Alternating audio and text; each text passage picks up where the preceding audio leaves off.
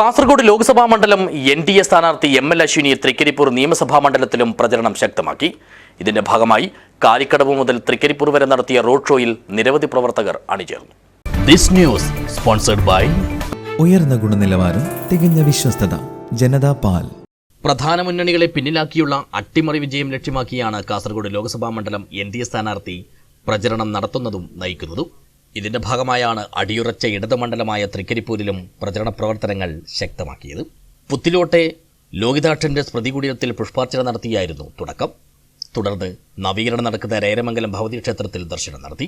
പിന്നാലെ മാവിലാക്കടപ്പുറം ജനകീയ ആരോഗ്യ കേന്ദ്രം, വലിയപറമ്പ് കുടുംബാരോഗ്യ കേന്ദ്രം, പിലിക്കോട് ദിനേശ് ബി.ഡി യൂണിറ്റ്, തൃക്കരിപ്പൂർ ദിനേശ് ബി.ഡി യൂണിറ്റ്, തൃക്കരിപ്പൂർ താലൂക്ക് ആശുപത്രി എന്നിവിടങ്ങളിലെത്തിയും വോട്ട് അഭ്യർത്ഥിച്ചു. ഇതിനുശേഷമായിരുന്നു കാലിക്കടവ് ജംഗ്ഷൻ കേന്ദ്രീകരിച്ചുള്ള റോഡ് ഷോ.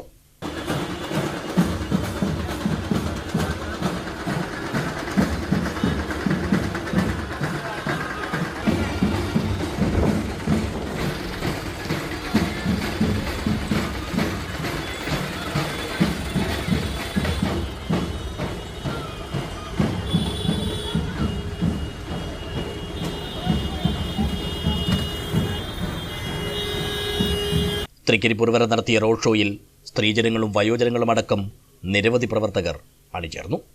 ഇടത് വലതു മുന്നണികളെ കൊണ്ട് പൊറുതിമുട്ടിയ ജനങ്ങൾ പുതിയൊരു മുന്നണിയെ തേടുകയാണെന്നും അതുകൊണ്ട് തന്നെ ഇത്തവണ എൻ.ഡി.എയുടെ വിജയം കാസർഗോഡ് പാർലമെന്റ് മണ്ഡലത്തിൽ സുനിശ്ചിതമാണെന്നും നേതാക്കൾ അവകാശപ്പെട്ടു. News bureau, Cheruvathur.